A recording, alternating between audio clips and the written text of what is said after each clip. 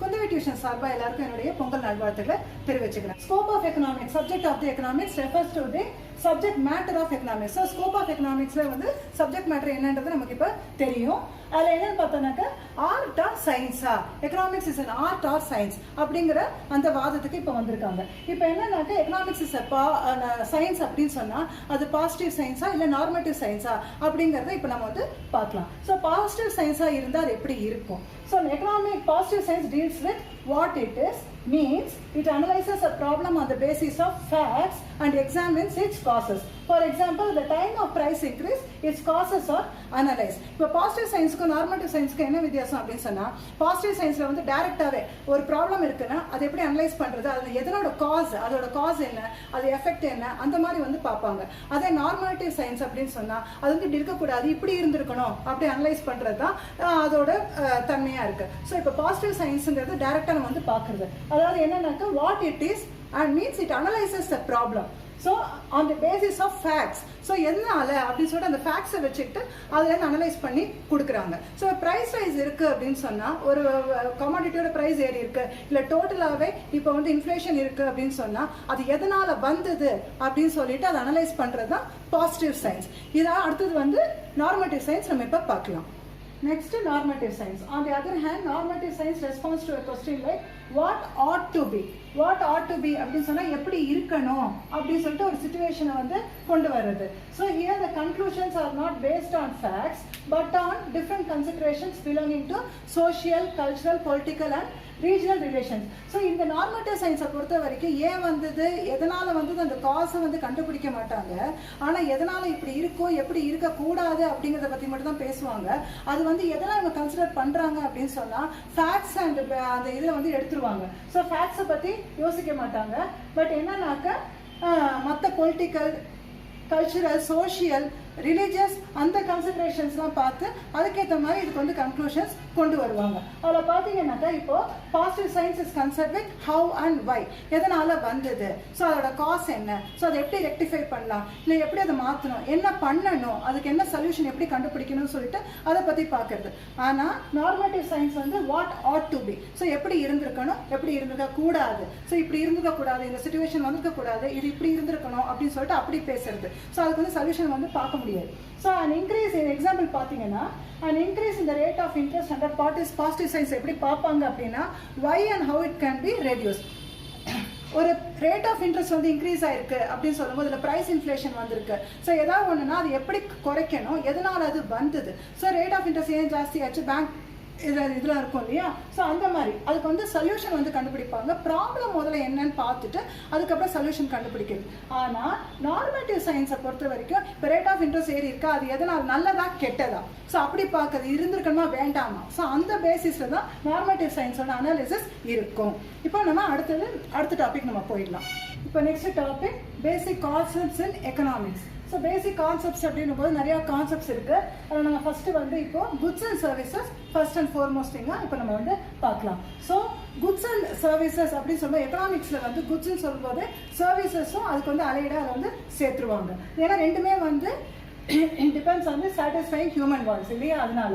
So குட்ஸோட characteristic features என்ன அப்படிங்கிறது தான் இப்போ இங்கே இருக்குது. So goods are as materials thing they are tangible. டேஞ்சிபிள்னா என்ன, கண்ணால் பார்க்கக்கூடியது, we can feel, we can touch, we can use, எல்லாமே மொபிலிட்டி இருக்கும், எல்லாமே அதுக்கு வந்து குட்ஸோட கேரக்டரிஸ்டிக் ஃபீச்சராக ஃபர்ஸ்ட் வந்து டேஞ்சிபிள், கண்ணுக்கு தெரிகிற பொருளாக இருக்கு அப்படிங்கிறது. அப்புறம் வந்து physical dimensions in their physical attribute and can be preserved over time. So குட்ஸ்லாம் வாங்கி ரொம்ப நாள் நம்ம யூஸ் பண்ணுறோம் இல்லையா, அதனால இட் ஹாஸ் பிசிக்கல் டைமென்ஷன்ஸ். அது அதுக்கு பிசிக்கல் டைமென்ஷன்ஸ் இருக்கு. சேர்னா இப்படி தான் இருக்கணும், டேபிள்னா இப்படி தான் இருக்கும், ஷெல்ஃப்னா இப்படி தான் இருக்கணும் அப்படின்னு சொல்லிட்டு. ஸோ அதுதான் அந்த பிசிக்கல் டைமென்ஷன்ஸ் அப்படின்னு நம்ம வந்து சொல்றோம். ஸோ அது வந்து it can be preserved over டைம்னா வாங்கி ரொம்ப நாள் நம்ம வந்து யூஸ் பண்ணிக்கிறோம் இல்லையா, அதுதான்.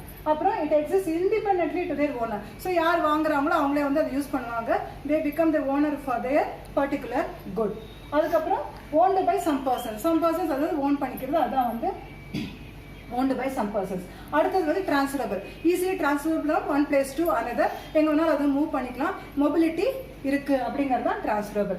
அதுக்கப்புறம் it has value in exchange. So பணம் கொடுத்து தான் நம்ம வந்து பொருள் வாங்குறோம் இல்லையா, ஸோ அதுக்குன்னு ஒரு விலை இருக்கு, அதுதான் இந்த value in exchange.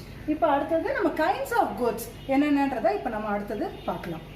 Kinds of goods free and economic goods, consumer and capital goods, perishable and durable goods னு 3 டைப்ஸ் இருக்கு. இப்போ free and economic goods, economic goodsனாலே economic அப்படின்னு சொன்னாலே பணம் கொடுத்து தான் நம்ம வந்து ஒரு பொருள் வாங்குறது எல்லாமே. எக்கனாமிக் ஆக்டிவிட்டீஸ்னா பணம் சம்மந்தப்பட்ட ஆக்டிவிட்டீஸ் என்னெல்லாம் இருக்கும் அதுதான் எக்கனாமிக் ஆக்டிவிட்டீஸ். ஸோ இங்கே எக்கனாமிக் குட்ஸுங்கிறது என்னெல்லாம் நம்ம பணம் கொடுத்து வாங்குறோமோ அதெல்லாம் நமக்கு வந்து எக்கனாமிக் குட்ஸ் அப்படின்னு சொல்கிறோம். ஃப்ரீ குட்ஸுங்கிறது ஃப்ரீயாக என்னெல்லாம் கிடைக்கிறது. இப்போ பார்த்தா ஏர், வாட்டர், சன்ஷைன் இதெல்லாம் நமக்கு வந்து ஃப்ரீயாக கிடைக்கிறது இல்லையா. ஸோ வாட்டர் கூட இப்போ நம்ம காசு கொடுத்து தான் வாங்குறோம், அதனால் அதுவும் இப்போ எக்கனாமிக் குட்ல வந்துடுது. ஸோ ஏர், சன்ஷைன், ரெயின் கூட நம்ம வந்து எக்கனாமிக் ஃப்ரீ குட்ல நம்ம வந்து சேர்த்துக்கலாம். ஸோ அதுதான் வந்து எக்கனாமிக் குட்ங்கிறது காசு கொடுத்து வாங்குறது. ஸோ அதில் வந்து என்னெல்லாம் நம்ம பொருள் காசு கொடுத்து வாங்குறோமோ அது எல்லாமே வந்து எக்கனாமிக் குட்ஸில் வந்துடும். So consumer goods and capital goods. Consumer goods அப்படின்னு சொன்னால் இப்போ நம்ம யூஸ் பண்ணுற எல்லா ப்ராடக்ட்ஸுமே கன்சியூமர் குட்ஸ் தான். Pencil, stationery items, mobile phones, வீட்டில் வச்சுக்கிற ஃபர்னிச்சர், டிவி, ஹோம் அப்ளையன்சஸ் எல்லாமே பார்த்தீங்கன்னாக்கா இந்த கன்சியூமர் குட்ஸில் தான் அடக்கும். கேபிட்டல் குட்ஸ் அப்படின்னு சொல்கிறது மெயினாக அந்த பிளான்ட், மெஷினரி, இந்த ஸ்டீல் கம்பெனி இருக்கு இல்லையா, அந்த மாதிரி சிமெண்ட் இண்டஸ்ட்ரிலாம் இருக்கிற அந்த மெஷினரிஸை தான் வந்து கேபிட்டல் குட்ஸ்னு சொல்லுவோம். இந்த கேபிட்டல் குட்ஸுங்கிறது கன்சியூமர் குட்ஸை ப்ரொடியூஸ் பண்ணுறதுக்கு யூஸ் பண்ணுற குட்ஸ் தான் மெயினாக கேபிட்டல் குட்ஸ். இந்த காரில் எல்லாம் நம்ம வந்து பார்த்துருக்கோம் இல்லை, மெஷினரிலாம் நிறைய இருக்கும். ஸோ அசம்பிளிங்லாம் வந்து வச்சுருப்பாங்க. ஸோ அந்த மெஷினரிஸ்லாம் என்னெல்லாம் வந்து இந்த கன்சியூமர் குட்ஸுக்கு ப்ரொடியூஸ் பண்ணுறதுக்கு பெரிய பெரிய ஃபேக்ட்ரிஸில் யூஸ் பண்ணுறாங்களோ அதுதான் வந்து கேபிட்டல் குட்ஸ். அது நம்ம டைரக்டா கன்சியூம் பண்ண முடியாது. they are used only to produce consumer goods. ஓகேயா. இப்போ அடுத்தது பார்த்தா perishable and durable goods. Perishable அப்படிங்கிறது நாளடைவுல இல்லாம சீக்கிரமே அந்த பொருள் வீணா போயிடும். வீணா போற பொருள் தான் பெரிஷபிள் குட்ஸ் சொல்றோம். இப்போ 2-3 நாளைக்கு மேல நம்ம கறிகாயோ, பழம், பூ எதுவுமே வந்து 2-3 நாளைக்கு மேல நம்ம வச்சிருக்க முடியாது. எக்கு கூட நம்ம வந்து சொல்லலாம், எக்கு, ஃபிஷ் எல்லாமே வந்து ஒரு 2-3 நாளைக்கு மேல அதை வச்சு நம்ம யூஸ் பண்ண முடியாது. மேக்ஸிமம் போட்டிங்கன்னா ஒரு 4 to 5 டேஸ்க்கு மேல இந்த ப்ராடக்ட்ஸை நம்ம வச்சு யூஸ் பண்ண முடியாது. அதுதான் சீக்கிரம் வீணா போயிடும். அதுதான் வந்து மில்க்லாம் கூட நம்ம அதுல இருந்து சேர்த்துக்கலாம். ஸோ அதெல்லாம் வந்து பெரிஷபிள் குட்ஸ். அதே டியூரபிள் குட்ஸ்னா உங்களுக்கு லாங் ரன்ல நம்ம வந்து வச்சு யூஸ் பண்றது தான் டியூரபிள் குட்ஸ். அதான் நமக்கு வந்து over a period of years, அதாவது 2-3 வருஷத்துக்கு மேலே 6 வருஷம் 7 வருஷம் நம்ம வச்சு யூஸ் பண்ணுறது எல்லாமே டியூரபிள் குட்ஸ். காரை, வீட்டில் வச்சுக்கிற ஹோம் அப்ளையன்சஸ் எல்லாமே பார்த்தீங்கன்னா நம்ம ஒரு மாதம் வாங்க போகிறது கிடையாது இது இல்லையா. அதெல்லாம் வந்து டியூரபிள் குட்ஸ் நமக்கு ரொம்ப நாள் வரும். அதுக்கு பேர் தான் டியூரபிள் அப்படின்னு நம்ம வந்து சொல்கிறோம். வீட்டில் யூஸ் பண்ண எல்லா ப்ராடக்ட்ஸுமே வந்து நமக்கு வந்து டியூரபிள் குட்ஸில் அடக்கும். அடுத்தது பார்த்தீங்கன்னா இப்போ அது குட்ஸ் வந்து முடியறது. இதுக்கப்புறம் வந்து சர்வீசஸ் அப்படின்னு சொல்லிட்டு பார்த்தாக்கா நமக்கு வந்து இப்போ சர்வீசஸ்லாம் வீட்டுக்கு வரவங்க, சர்வன்ட் மெய்ட்லேருந்து பிளம்பர், எலக்ட்ரீஷியன்ஸ், அப்புறம் வந்து கார்பெண்டர், இவங்க எல்லாமே சர்வீஸ் பண்றவங்க தான். அதையும் தாண்டி டாக்டர்ஸ், லாயர்ஸ் எல்லாமே வந்து சர்வீசஸ்ல வந்துருவாங்க.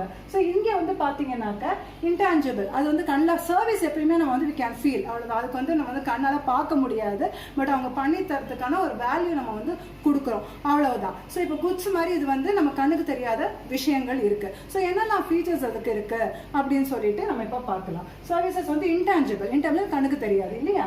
So intangible things are not physical in existence. For example, brand image, goodwill. இந்த brand image, goodwillனா இப்போ நம்ம வந்து ப்ராடக்ட் வந்து வாங்கலாம். இப்போ மொபைல் ஃபோன் வாங்கணும் அப்படின்னு சொல்றீங்க. இப்போ டக்குன்னு போனாக்கா சாம்சங் வாங்கலாம், நோக்கியா வாங்கலாம். ஏன் நம்ம வந்து அதை யூஸ் பண்றோம் அப்படின்னா அது இந்த ஃபீச்சர்ஸ் இருக்கு, அந்த ஃபீச்சர்ஸ் இருக்கு, இவ்வளோ நாள் கேமரா நல்லா இருக்கு, இவ்வளோ நாள் பேட்டரி வந்து நிற்கும், பேக்கப் நல்லா இருக்கும், இவ்வளோ ஜிபி கொடுக்குறாங்க அப்படின்னு சொல்லிட்டு அந்த ப்ராடக்ட்டை பற்றி நம்ம வந்து ப்ரொமோட் பண்றோம். அதுதான் அதோட பிராண்ட். ஸோ ப்ராடக்ட் வந்து name it self it speaks, அதுதான் அதோட குட்வில். ஏன்னா லாங் ஸ்டாண்டிங்காக வருது, நமக்கு ரொம்ப விலை போடாமல் நமக்கு குவாலிட்டியாகவும் கிடைக்கிறது, ஒரு ஸ்டாண்டர்ட் இருக்குது, அந்த நேமுக்குன்னு ஒரு ரெப்புடேஷன், ஒரு ஃபேம் இருக்குது, அதுதான் அந்த குட்வில். பிராண்ட் இமேஜுங்கிறதும் அதுதான். ஸோ அதுக்குன்னு ஒரு இமேஜ் நம்ம வந்து கம்பெனிஸ் வந்து கிரியேட் பண்ணி வச்சுருப்பாங்க. ஸோ இதுனா நம்ம வந்து டேரெக்டாக போய் வாங்கலாம், இந்த ப்ராடக்ட் நல்லா இருக்கும், இந்த பிராண்டு வந்து நல்லா இருக்கும் அப்படின்னு சொல்லிட்டு நம்ம போய் வாங்குறோம் இல்லையா, அதுதான் அந்த brand name it self speaks. அதுக்கப்புறம் பார்த்தீங்கன்னாக்கா intangible things are converted and stored into tangible items such as recording a music into pen drive. இப்போ மியூசிக் வந்து we can feel, ரொம்ப வந்து கஷ்டமாக இருக்குது, மனசு சோகமாக இருக்குன்னா நமக்கு பிடிச்ச மியூசிக்கை கேட்குறோம், பிடிச்ச இடத்துக்கு நம்ம வந்து போகிறோம், பிடிச்ச பாட்டு கேட்டால் நமக்கு வந்து ரிலாக்ஸ் ஆகுது. அதெல்லாம் எதனால் வந்து we can feel that music, நம்ம வந்து அதை தொட்டு பார்க்க முடியாது இல்லையா. ஸோ ஆனால் என்ன பண்ணுறோம், இப்போ அது வந்து இன்டான்ஜிபிளாக இருக்குது அந்த மியூசிக்குங்கிற ஒரு விஷயம்.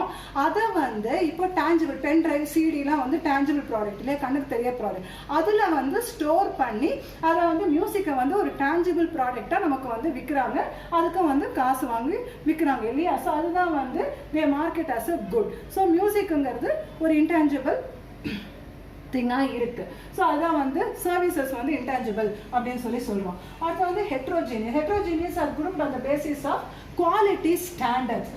Single type of service multiple experience. இதில் வந்து மல்டிபிள் எக்ஸ்பீரியன்ஸ் கிடைக்கிறது ஒரே சிங்கிள். இப்போ மியூசிக்னு எடுத்துட்டாக்கா நிறைய மியூசிக் இருக்குது, கர்நாடிக் இருக்குது, வெஸ்டர்ன் இருக்குது, அதுக்கப்புறம் வந்து பாப் மியூசிக், ஃபோக் இதெல்லாம் இருக்குது இல்லையா. ஸோ மியூசிக் வந்து வெரைட்டியாக இருந்தாலும் நம்ம it comes under one heading music.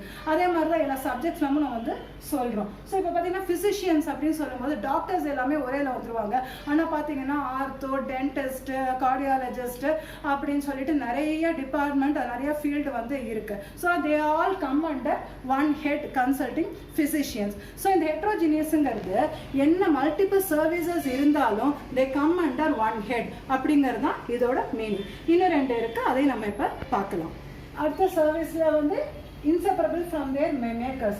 Service are inextricably connected to their makers. For example, labor and laborer are inseparable. So இது வந்து சர்வீஸ் பண்றவங்களுக்கும் அதை வந்து அவங்க வாங்குற அந்த பணத்துக்கும் வந்து செப்பரேட் பண்ண முடியாது. they are inseparable அப்படின்னு சொன்னா லேபர் அண்ட் லேபரர், கூலி ஆள் நம்ம வந்து கூலி கொடுக்குறோம் இல்லையா, அவர் வந்து கூலி ஆள், வேலை ஆள் தான் நம்ம வந்து சொல்றோம் இல்லையா. ஸோ அவரோட லேபரர் வாங்குற வேஜஸையும் அவரையும் வந்து பிரிக்க முடியாது அப்படிங்கிறது தான் இதனோட explanation. So inseparable from their makers. So service பண்றவங்களை வந்து நம்ம அப்படிதான் சொல்லுவோம் இல்லையா. ஸோ அவங்களோட தான் அதை வந்து பிரிக்க முடியாது.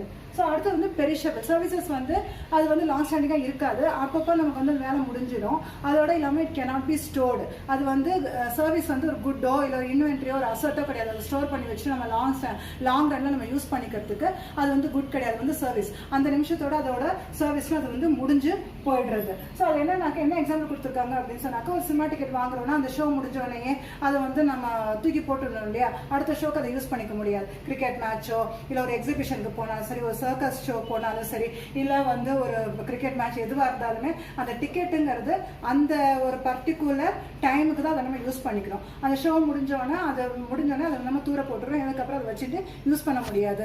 அதனால தான் அது வந்து பெரிஷபிள். ஸோ அந்த நிமிஷத்துக்கு அந்த சர்வீஸ் வந்து முடிஞ்சு போயிடுறது, அதை வந்து ஸ்டோர் பண்ணி நம்ம லாங் ரன்ல அதை யூஸ் பண்ணிக்க முடியாது அப்படிங்கிறது தான் இதோட அர்த்தம். ஸோ இதோட வந்து அந்த குட்ஸ் அண்ட் சர்வீசஸ் அந்த கான்செப்ட் வந்து முடிகிறது.